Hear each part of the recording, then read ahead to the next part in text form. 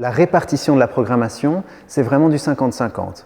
On a 50% de formes qui sont déjà créées, qui sont telles quelles et qui se veulent vraiment des petits formats comme ça et qui sont d'une qualité exceptionnelle. Et puis, on a la moitié des propositions qui sont en général des artistes belges qui nous ont appelés ou qu'on a appelés pour créer justement une petite forme qui peut-être en deviendra une plus grande, ça on ne sait pas, mais en tout cas pour essayer de développer quelque chose, de développer leur univers et de faire une proposition singulière. Parce qu'évidemment l'avantage d'XS c'est aussi qu'on crée dans toutes les salles du théâtre, mais aussi sur la terrasse, dans un bureau, dans les sous-sols, dans le monte-charge, c'est-à-dire l'ascenseur qui s'occupe des décors. Et donc tout ça, ça force aussi à créer une esthétique singulière, une esthétique particulière. Et ça, c'est assez génial pour les créateurs et les créatrices.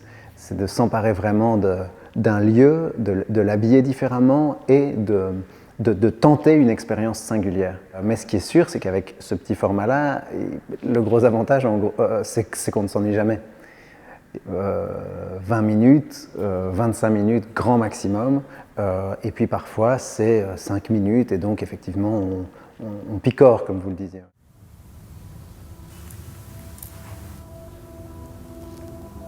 Prenez vie, s'il vous plaît.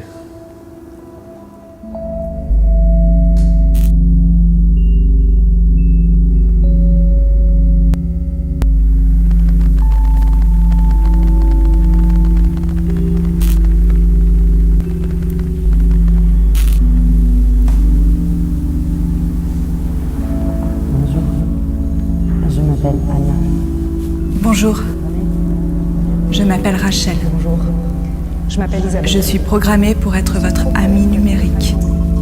Ce qui est un peu particulier, c'est que non seulement c'est la 10e édition, mais en plus c'est la dernière. Et le festival XS, c'est évidemment toujours un peu particulier. C'est-à-dire que c'est vraiment un festival très festif.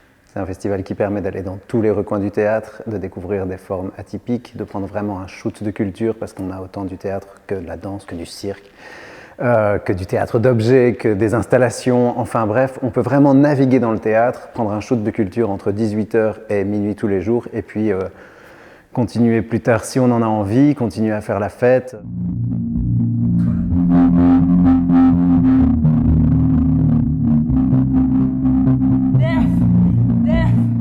Il y a 2 spectacles de cirque, Womanhood et On ne s'étonne plus assez de marcher sur la terre, qui sont donc des spectacles, qui sont des créations faites aussi à la base pour le festival et pour l'Espace Catastrophe, pour le festival Up, et qui sont tout à fait étonnantes. Donc ça c'est pour le cirque. Pour la danse, on a la compagnie Diptyque que certaines ont pu voir au Festival de Liège il y a encore 15 jours avec un autre spectacle qui est un vrai coup de cœur, en tout cas pour moi. Et puis on a Étienne Saglio qui vient avec Goupil et Cosmao. Là aussi, on est dans la magie, on est vraiment dans quelque chose de familial. Il vient avec un renard qui est assez saisissant. Et puis on a des petites formes qui sont très étonnantes, et notamment des formes de jeunes artistes aussi. On a Jennifer Cousin qui, avec Mode Majeur de la Fugue, crée quelque chose de très doux, de très délicat. Sur le rapport à la culture, justement, sur le rapport à la campagne, à travers un spectacle qui s'apparente aussi au podcast. On a des formes tout à fait atypiques de théâtre d'objets avec Ariel Doron, qui est un artiste assez exceptionnel qui vient d'Israël. Et puis on a Buddy Body d'Elsa Poiseau qui va aussi jouer dans les sous-sols. Enfin, il y a vraiment beaucoup de choses. C'est très difficile de donner moi mes propres coups de cœur parce qu'en fait je les aime toutes et tous. Mais en tout cas, il faut vraiment essayer de picorer un maximum. Si on vient les 3 jours, il y a moyen de tout voir. En tout cas, ça va être une expérience assez intense et assez formidable. Tu étais encore jeune, mais tu avais déjà pris la décision la plus importante de ta vie.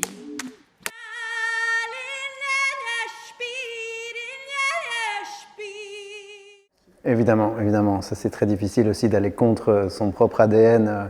Et c'est vrai que moi, mon ADN artistique, c'est toujours d'essayer de se servir du théâtre de manière générale comme une espèce d'agora, c'est-à-dire d'un lieu qui doit traiter aussi des sujets de société importants, qui doit créer le débat, qui doit traiter de l'actualité, qui doit traiter des urgences. C'est quelque chose que je fais aussi beaucoup dans mon travail de metteur en scène, mais c'est quelque chose qui a fort guidé aussi la programmation des dernières années avec Fabrice Murgia.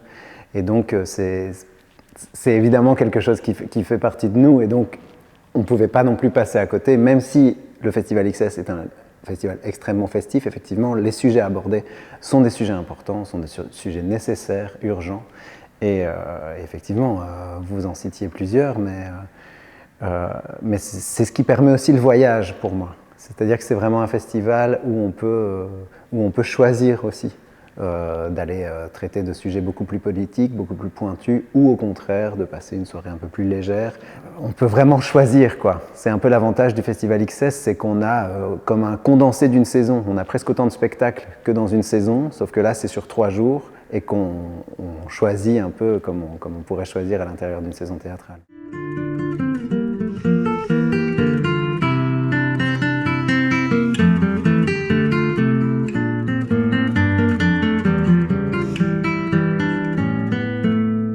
C'est-à-dire que c'est effectivement un festival vraiment interdisciplinaire. On a essayé aussi parfois de créer des sortes de mariages forcés entre plusieurs univers, parce que bon, c'est de toute façon ce qui se fait de plus en plus. Aujourd'hui, c'est très difficile aussi d'assigner un spectacle à danse, cirque, théâtre, etc. J'ai l'impression que de plus en plus, on cherche à mêler tout ça, et ça me paraît une très bonne chose. Et de créer du coup des nouveaux univers qui effectivement s'apparentent tant à la danse qu'au théâtre, qu'au cirque, le geste, le mouvement, la parole, enfin que tout ça est en train de se mêler pour créer quelque chose de nouveau. Et je pense que ce type de festival peut permettre justement la création d'univers singuliers qui rejoignent ces rencontres, qui crée en tout cas ces rencontres. Et puis moi ce que j'adore aussi dans ce festival, c'est que c'est une vingtaine de compagnies qui vont se rencontrer, qui vont aller se voir les uns les autres, les unes les autres, et qui peut-être vont ensuite se retrouver sur différents projets et vont recréer toute une série de choses ensemble. Moi c'est ce que j'aime beaucoup dans les festivals, c'est vraiment que ça permet la rencontre tant du public, parce que le public qui est plutôt habitué, on va dire, à voir du théâtre, va ici découvrir toute une série de choses vraiment différentes, et puis aussi pour les artistes qui parfois ont l'habitude d'être un peu entre eux sur un univers, et ben en fait vont se retrouver parce que d'un seul coup ils vont avoir une nouvelle vision du cirque, par exemple le cirque contemporain. Pour beaucoup de gens de théâtre, le cirque reste un peu trop assigné à des vieilles images, tandis qu'ici on va vraiment découvrir des formes nouvelles, et je pense que ça suscite toujours l'intérêt tant chez le public que chez les différents artistes.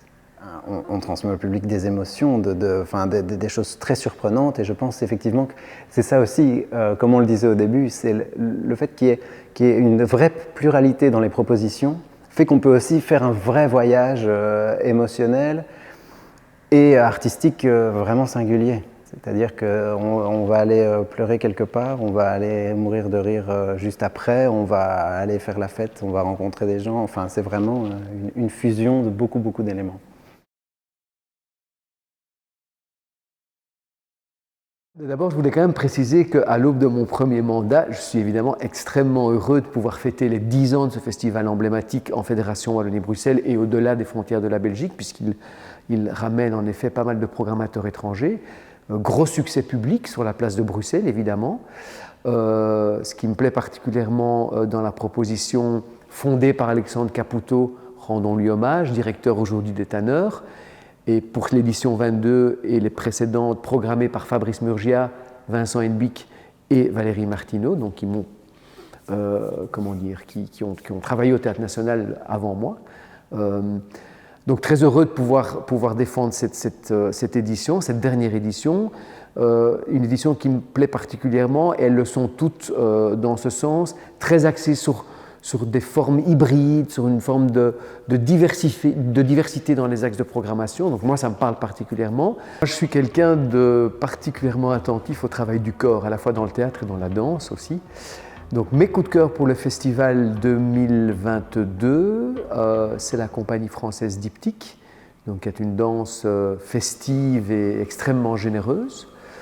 C'est le chorégraphe belge francophone Julien Carlier, qui allie à la fois son background de danseur urbain et de chorégraphe contemporain pour faire des formes tout à fait intéressantes, une forme de danse assez hybride qui rappelle à la fois les cultures de danse urbaine, mais aussi les codes de la danse contemporaine. La magie nouvelle de Saglio, et peut-être un supplémentaire. Peut-être Céline Delbecq, là on est plus sur du théâtre, mais qui a une écriture très fine, très raffinée. Elle travaille en collaboration avec une metteuse en scène belge qui s'appelle Jessica Gazon sur une proposition très prometteuse. J'arrive bien sûr au Théâtre National Wallonie-Bruxelles avec un nouveau projet, donc de nouvelles idées. Je pense que 10 ans, c'est un très bon cycle pour un événement. Donc je ne vais pas dire que je le remplace, mais j'arrive avec de nouvelles propositions, 2 temps forts, 2 festivals qui vont faire perdurer dans cette maison le grand esprit de fête, qui est l'esprit d'XS, mais aussi l'esprit du Théâtre National Wallonie-Bruxelles. Et depuis bien longtemps, Jean-Louis Quelunet, Fabrice Murgia ont inscrit ça dans leur projet. Je l'inscrirai aussi. Un premier festival qui s'appelle Scène Nouvelle, qui aura lieu en novembre, plutôt consacré à une programmation transdisciplinaire de jeunes artistes de la Fédération Wallonie-Bruxelles, en théâtre, en danse, en cirque, en performance, en jeune public. Donc finalement, ça se rapproche très fort des axes de programmation d'XS. Et puis un deuxième festival qui va s'appeler les MAD, les mots à défendre, donc consacré aux mots et à leur pouvoir, à leur puissance, à leur poésie, l'art du dire, du raconter, du conter, très orienté littérature, dramatique mais pas que. On va aussi travailler sur des esthétiques plus urbaines. Et là où si on peut faire aussi un rapprochement avec XS, c'est que le bâtiment va vivre dans tous ses états. Ça veut dire qu'on va quitter aussi les plateaux pour travailler dans des formules de rapport au public un peu plus originales qui ne sont pas les plateaux traditionnels. Alors, dans le festival Scène Nouvelle, ça c'est une caractéristique à laquelle je tiens, ce sont des spectacles qui existent, mais qui ont par exemple été créés chez mes collègues de Mars-Mons ou du Théâtre de Liège ou du Théâtre de Namur ou de l'Atelier 210 à Bruxelles, mais qui n'ont pas été vus de manière optimale. Donc ce sont des coups de cœur, donc qui sont des coups de cœur qui moi, m'ont parlé, m'ont interpellé, mais qui n'ont pas bénéficié d'une visibilité exemplaire. Et donc c'est redonner vie à ces propositions-là. Par contre, dans les MAD, il y aura des projets, notamment autour du texte, qui ne seront pas des projets aboutis, mais plutôt des ébauches, en vue bien sûr d'une mise en production ensuite. Les scènes nouvelles sera révélateur des acteurs, des actrices, des metteurs en scène, metteuses en scène d'aujourd'hui, donc qui questionnent évidemment le temps dans lequel et la société dans laquelle on vit. Après le festival MAD, donc les mots à défendre, sera politiquement beaucoup plus engagé. Après, je voulais juste préciser sur la dimension festive aussi. Je pense qu'aujourd'hui, elle est particulièrement importante au vu des chocs existentiels qu'on a vécu avec cette crise sanitaire et qu'on est en train de vivre aujourd'hui avec cette guerre que la Russie a bien sûr déclarée en Ukraine. Je pense que la dimension collaborative à la fois entre opérateurs culturels et artistes est aujourd'hui de plus en plus importante et se fait sentir de plus en plus sur nos territoires. Après, c'est plutôt un désir des artistes. Ça veut dire que oui, on peut provoquer des rencontres, mais il faut que les artistes aient envie de se rencontrer. Dans Scène Nouvelle, il y a des collectifs, en effet, il y a des projets qui sont vraiment des projets de création collective. Et dans les MAD, par contre, là, on va mettre en relation certains artistes. Ça, c'est sûr. Par exemple, sur certains textes, notamment une correspondance que Caroline Lamarche a entretenue avec une amie malade, on voudrait, nous, lui proposer 2 artistes, 2 actrices emblématiques, à la fois de la Fédération Wallonie-Bruxelles, mais pas que, qui pourraient porter à la scène, à la lecture, à cette mise en voix, cette correspondance que Caroline Lamarche a entretenue avec cette amie.